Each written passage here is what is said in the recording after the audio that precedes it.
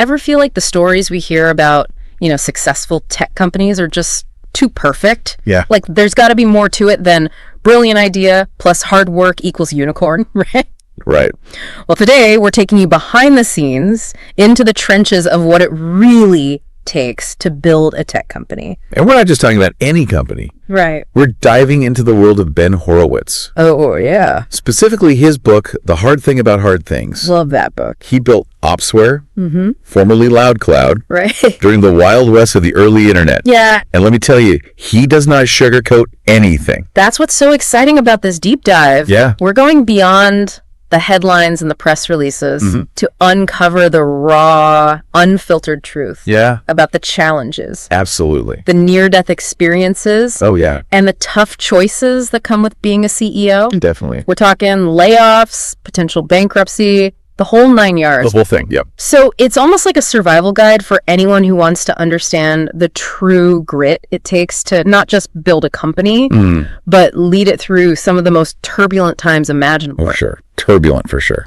Okay, so to really get into Horowitz's headspace, we need to go back to his roots. Okay. He grew up in Berkeley, California, and his childhood was, well, let's just say it wasn't all sunshine and rainbows. Right. One story that really stuck with me was about a dare involving a red wagon and a racial slur. Oh, wow. He doesn't go into graphic detail, Right. but it paints a vivid picture of the complex social dynamics he had to navigate even as a kid. Even as a kid, yeah. And you have to wonder, did that experience, confronting that kind of prejudice early on, somehow shape his resilience later in life when he was dealing with cutthroat business decisions and the constant pressure of leading a company? Interesting question. Yeah, it's definitely food for thought. Okay, now fast forward to the internet boom. Horowitz lands a job at Netscape. Wow, Netscape. Remember, this is the company that was essentially bringing the internet to the masses. The masses, yeah. Talk about being in the right place at the right time. Right place, right time, for sure. But it's not like he was just fetching coffee. Yeah.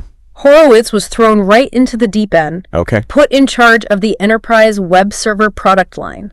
Wow, so he's managing a team of brilliant engineers, Exactly. including the inventor of the NCSA web server, Oh, wow. the foundation for so much of the early web. Yeah, talk about intimidating. Extremely intimidating. Okay, so Horowitz cuts his teeth at Netscape, but he doesn't stop there. He's got that entrepreneurial itch. Yeah, he's got that itch. So he co-founds LoudCloud, Right. aiming to build a cloud computing business. And remember, this is way before the cloud was a household term. Way before, yeah. They were truly pioneers, Absolutely. trying to convince people to entrust their data to this new, seemingly intangible concept. It really was intangible back then. And it wasn't smooth sailing. They were ahead of their time, Yeah. which meant facing a lot of skepticism. Sure.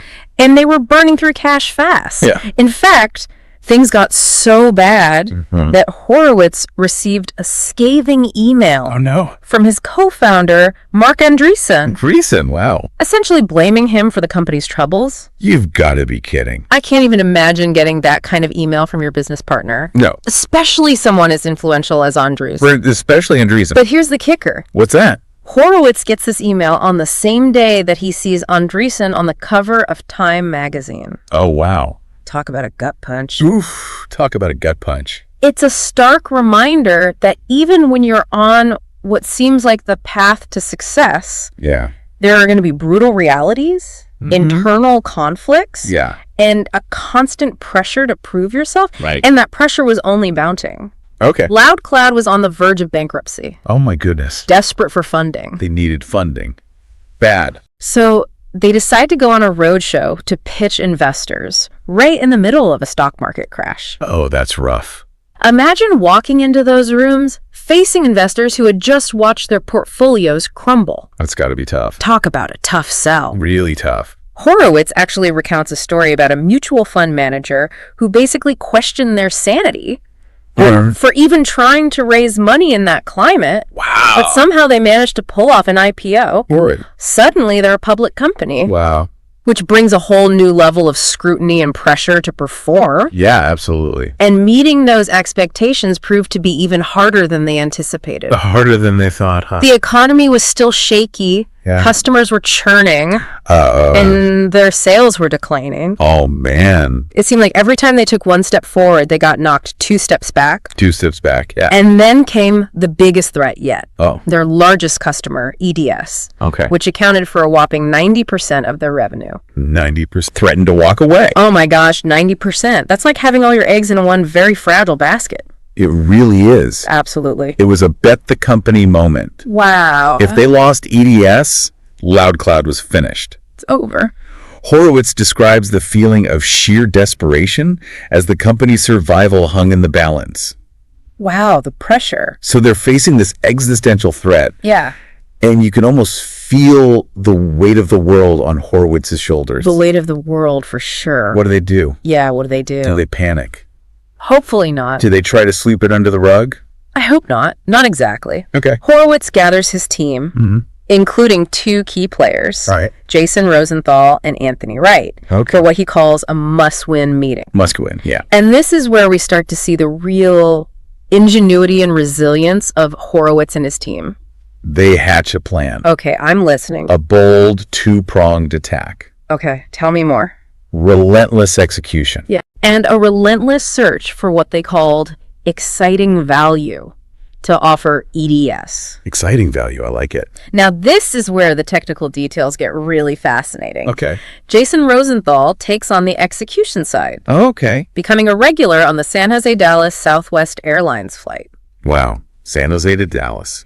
As he races against the clock to fix the technical issues plaguing the EDS deployment, He's on the clock. and we're not talking about some minor glitches here. Oh, okay. This was a massive deployment with complex integrations, and every delay was costing LoudCloud money and jeopardizing the entire relationship with EDS. So much pressure. Meanwhile, Anthony Wright is on a mission to understand EDS's needs, Okay. their pain points, anything that could give LoudCloud an edge. Yeah. And he stumbles upon a surprising detail about their existing vendor, Tangram. Wait, so EDS is already working with another vendor? They are? That makes this whole situation even more precarious. It does. Right. And not only that, Anthony discovers that Tangram is overcharging EDS and under-delivering. Classic. EDS is basically stuck with them, frustrated, but with no other options. So what do? I don't know. What did they do? They decide to buy Tangram. What? Talk about a power move. Whoa! But why would they do that? Yeah, why? It seems like taking on even more risk when they're already hanging by a thread. That's a lot of risk. It was risky, but it was also a brilliant strategic move. Okay. First, it appeased EDS, showing them that LoudCloud was serious about addressing their needs. Okay. But it also gave LoudCloud something even more valuable. What's that? Access to Tangram's engineering talent in North Carolina. Hold on. North Carolina. Why not India? Right. That's where everyone was outsourcing their engineering back then. Exactly. But here's the twist. Okay. Tangram had already tried that and realized that engineering talent in North Carolina was actually cheaper and more effective than what they were getting in Bangalore.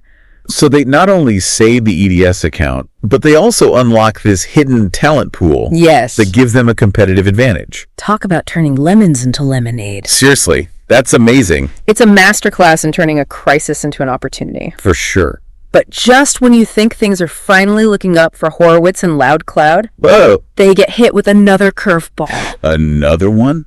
Of course they do. Always another The one. roller coaster never stops. Right. What is it this time? Tell me.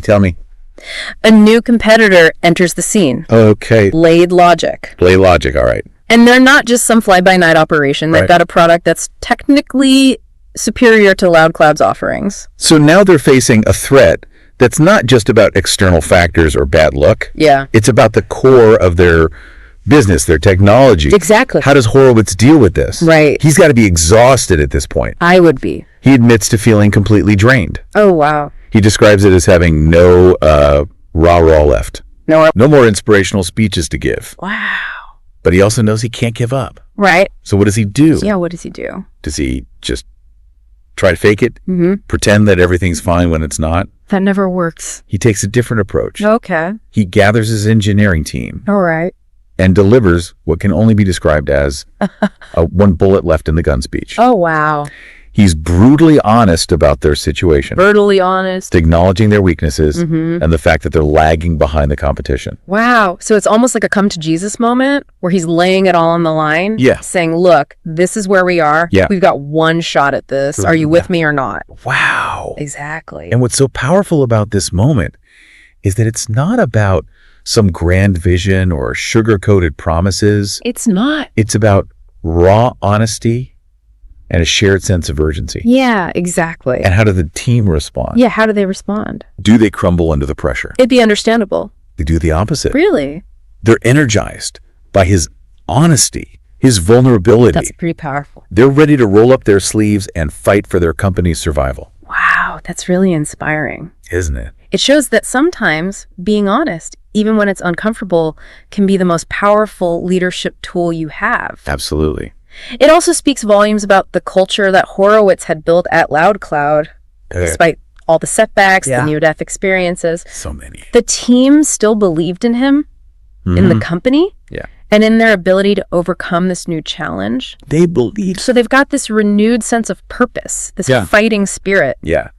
But they still have a huge mountain to climb. Right. They have to out-innovate Blade Logic, and they have to do it fast. The clock is ticking. And this is where the book gets into some really interesting details about product strategy.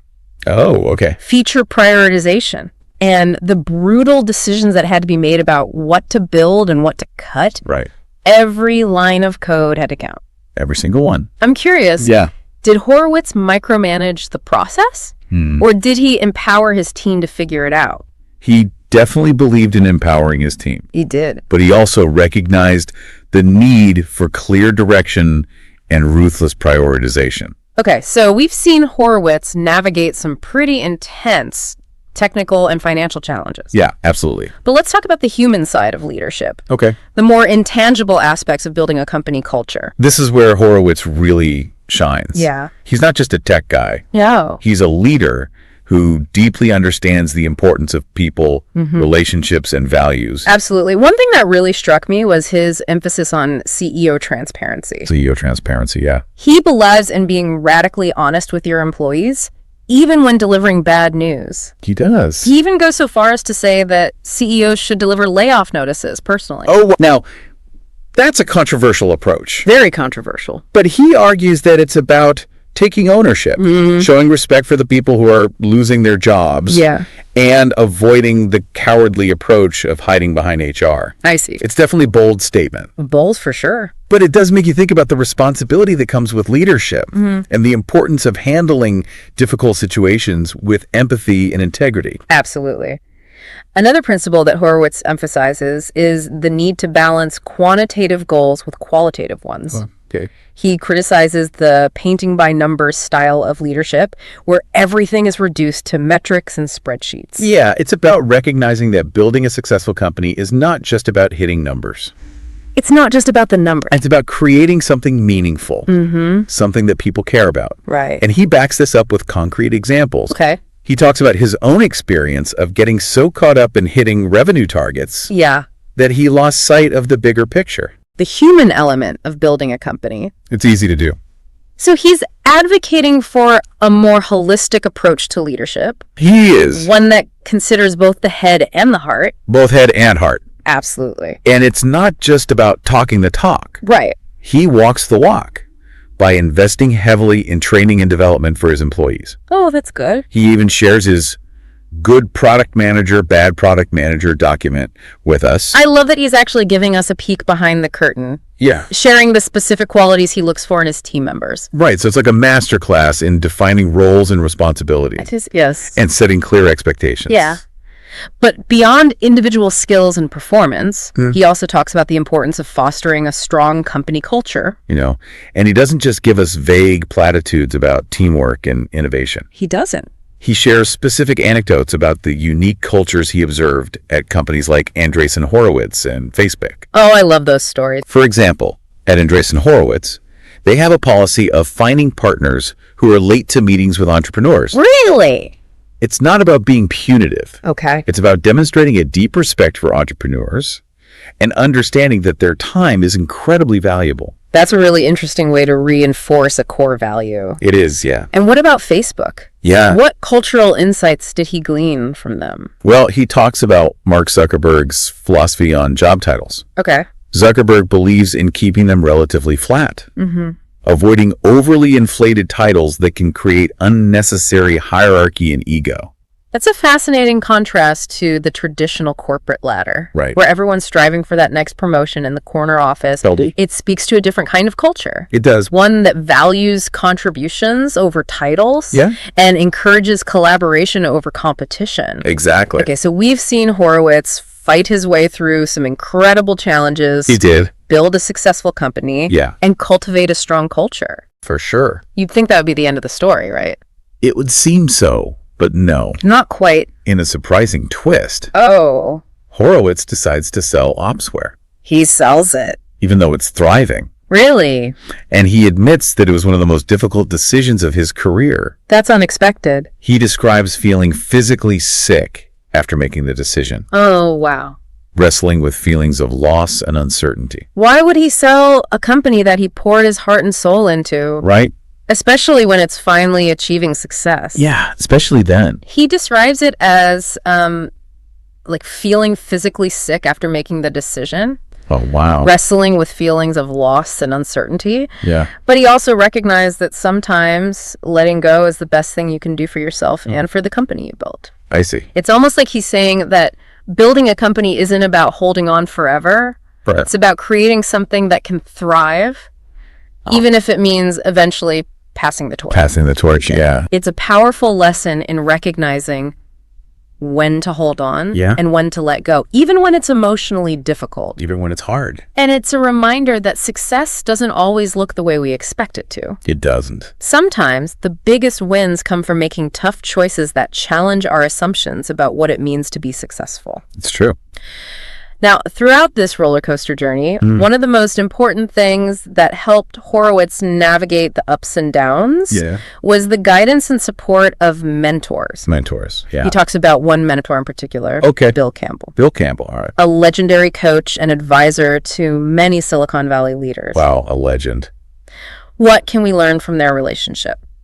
Horowitz describes Campbell as a master of delivering tough feedback. Okay. In a way that was both direct and compassionate. Direct but compassionate, okay. He calls it the Bill Campbell attribute. The Bill Campbell attribute. Suggesting that it's a rare and invaluable quality in a mentor. So it's not just about having someone who tells you what you want to hear. Right. It's about finding someone who can challenge you, push you to be your best. Push you hard. And support you even when you make mistakes. Very important. Exactly. And it's not just about receiving feedback. Right. It's also about being open to it. Being willing to learn and grow from the wisdom of others who have walked the path before you. Absolutely. Now remember that CEO Tourette syndrome we mentioned earlier? Oh yeah, CEO Tourette's. Well, Horowitz actually dedicates a whole section of the book to reflecting on his own use of profanity. He does. He doesn't shy away from the fact that he had a reputation for dropping the F-bomb. He did? But he argues that it served a strategic purpose. Wait, strategic? Shake. Strategic? How can swearing be strategic? He believed that carefully placed expletives could cut through bullshit. Okay. Drive urgency. And emphasize key points in a way that polite language couldn't. It's definitely a controversial approach. Oh, very controversial. And probably not something that would fly in every company culture. Probably not. Right. It's certainly not for everyone. No. But it does raise an interesting question. What's that? About the role of authenticity in leadership. Authenticity in leadership. Should leaders always strive to be polished and professional? Or is there a place for raw, unfiltered expression? That's a great question. And it makes you wonder. What's that? Did Horowitz's approach work because it was genuinely him? Or was it just a lucky quirk of his personality? It's hard to say. Okay, we've covered a lot of ground here. We have. We've seen Horowitz struggle, triumph. He did. And ultimately make the difficult decision to let go of the company he built. What company he built. But what does all of this mean for our listeners? Well, for one, Yeah. it's a raw and honest look at what it really takes to build and lead a tech company. Raw and honest, yeah. It's not all glamorous product launches and billion-dollar valuations. Right. It's about making tough choices, facing setbacks, yeah, and having the grit to keep going even when you feel like you have nothing left to give. You've got to keep going. You do. And it's not just about the technical aspects of building a product. Right. It's about the human side of leadership. The human side? Yeah. It's about building trust. Absolutely. Fostering a strong culture. It is. And leading with both your head and your heart. For sure. Absolutely. It's also a reminder that the journey of a leader is never a straight line. It's never a straight line. There will be twists and turns, moments of doubt, and unexpected challenges. Absolutely. But it's how you navigate those challenges that defines you as a leader. I think so. And sometimes the biggest wins come from making the toughest choices. That's true. Exactly. Now, I don't know about you. Yeah. But I'm feeling pretty inspired after diving into Horowitz's story. Me too. Me too. What's really resonating with you? For me, it's the idea that... for me, it's the idea that leadership is a constant evolution. Yeah. Horowitz didn't start out as this perfect CEO. Right. He made mistakes. He doubted himself. Yeah. He learned and adapted along the way. And he was brutally honest about those struggles. Yeah, totally. It's refreshing to hear a leader acknowledge that they don't have all the answers, that they're still figuring things out as they go. It makes them relatable. Yeah. It reminds us that even the most successful people are human. Totally. They have doubts. They face challenges. Yeah. They feel overwhelmed at times.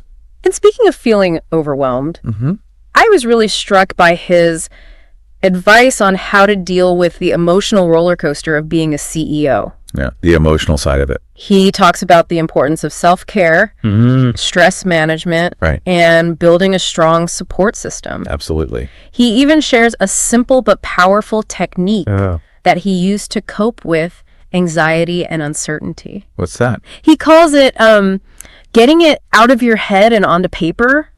I love that. I love that too. Just the act of writing things down can help you gain clarity and perspective. Totally. It's like you're externalizing those swirling thoughts and fears, giving yourself some distance from them. And it's not just for CEOs, right? No, not at all. I mean, anyone who's ever felt stressed or overwhelmed can benefit from this. For sure. Absolutely. It's a universal tool for managing the complexities of life. Absolutely. Whether you're running a company or just trying to make it through the day. Totally. So we've talked about Horowitz's unconventional leadership style, his emphasis on transparency, and his practical advice for navigating the emotional challenges of leadership. Right. But one thing that we keep coming back to is his strategic use of profanity. Oh, yeah, the profanity. It's definitely one of the most memorable aspects of his story. It is. And it sparked a lot of debate. I bet. Some people find it refreshing, others find it offensive. Yeah, it can be polarizing. But it's interesting, though, because he doesn't just swear for the sake of swearing. He argues that it can actually be an effective communication tool. Oh, okay. A way to cut through the noise and drive home a point. Emphasize what's important. He even gives examples of how he used profanity. Oh, really? To emphasize urgency or to challenge complacency. Like what? Like that line. That is not the fucking priority. Okay, yeah. It definitely has more punch than just saying that is not the priority. Right. Right, but it's also important to acknowledge that this is a highly contextual approach. Totally. What might work for Horowitz in Silicon Valley might backfire in a different industry or culture. Absolutely. And it's not something you can just fake. No. It has to be authentic to your personality and your leadership style. For sure. Exactly. It's about finding a communication style that feels genuine to you. Yeah. And that resonates with the people you're leading. That's important. So as we wrap up this deep dive into the hard thing about hard things, I think we can all agree that Ben Horowitz's story is more than just a business memoir. More than just a business memoir. It's a raw, unfiltered look at the challenges and triumphs of leadership. It really is. And it's packed with insights that can be applied to all areas of life. I agree. It's a reminder that leadership isn't about having all the answers or being perfect. No. It's about being willing to learn, to adapt,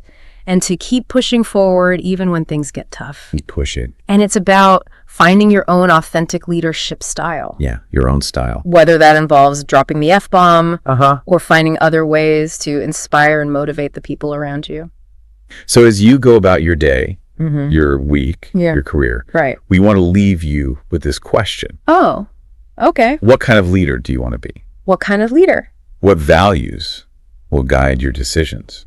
What impact do you want to have on the world? That's a good question. These are questions worth pondering. They are. And remember, the journey of leadership is ongoing. It never ends. It's about continuous growth. Yeah. Learning and evolution. And sometimes the hardest things are also the most rewarding. Absolutely. Thanks for joining us on this deep dive into the hard thing about hard things. Yeah. Thanks for listening, everybody. We hope you found it as insightful and inspiring as we did. Hope you learned a lot.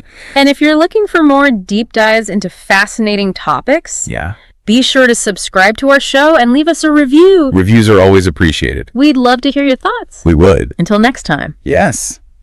Keep learning. Keep growing. Keep growing. And keep diving deep. Keep diving. For me, it's the idea that leadership is a constant evolution. Horowitz didn't start out as this perfect CEO. Right. You know, he made mistakes. Yeah. Doubted himself. Learned and adapted along the way. Yeah. And he was brutally honest about those struggles. He was. It's refreshing to hear a leader acknowledge that they don't have all the answers. That they're still figuring things out as they go. It makes them relatable, you know? Yeah. Reminds us that even the most successful people are human. Totally. They have doubts. They face challenges. Right. They feel overwhelmed at times. Absolutely. And speaking of feeling overwhelmed, yeah, I was really struck by his advice on how to deal with the emotional roller coaster of being a CEO. The emotional roller coaster. He talks about the importance of self-care, stress management, and building a strong support system. All those things, yeah. He even shares a simple but powerful technique that he used to cope with anxiety and uncertainty. Oh, like what? He calls it getting it out of your head and onto paper.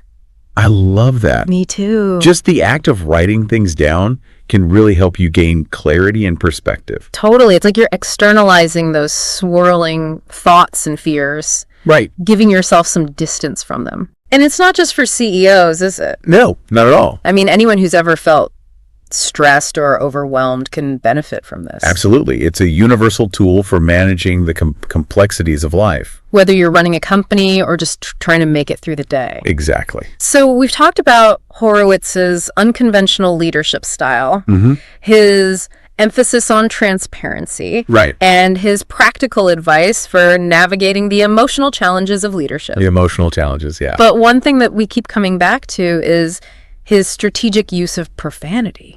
The profanity, yeah, it's definitely one of the most memorable aspects of his story. It is. And it sparked a lot of debate. I bet. Some people find it refreshing. Yeah. Others find it offensive. Right, it can be polarizing. It can. But it's interesting, though, because he doesn't just swear for the sake of swearing. No. He argues that it can actually be an effective communication tool, a way to cut through the noise and drive home a point. A way to get people's attention. He even gives examples of how he used profanity to emphasize urgency or to challenge complacency. Oh, I'd love to hear an example. Like that line, "That is not the fucking priority." Oh, yeah, I remember that one. It definitely has more punch than just saying, "That is not the priority." It does. It does. Right, but it's also important to acknowledge that this is a highly contextual approach. Yeah, for sure. What might work for Horowitz in Silicon Valley might backfire in a different industry or culture. Absolutely. And it's not something you can just fake. No. It has to be authentic to your personality and your leadership style. Exactly. It's about finding a communication style that feels genuine to you and that resonates with the people you're leading. And I think that's a great point to end on. Yeah.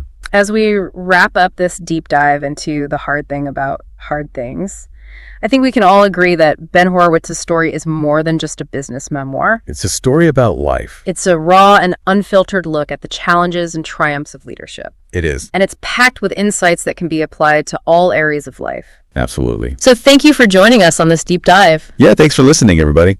Until next time, keep learning, keep growing, and keep diving deep. Keep diving deep.